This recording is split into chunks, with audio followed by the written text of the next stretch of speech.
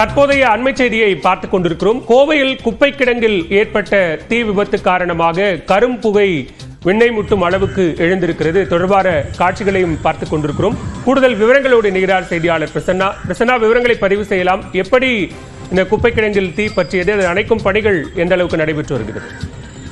பாலா, உக்கடம் புள்ளக்காடு பகுதியில் solar plant ஆனது அமைக்கப்பட்டுள்ளது. அதன் அருகிலேயே பல்வேறு காய்ந்த புற்செடிகள் வளர்ந்து இருக்கின்றன.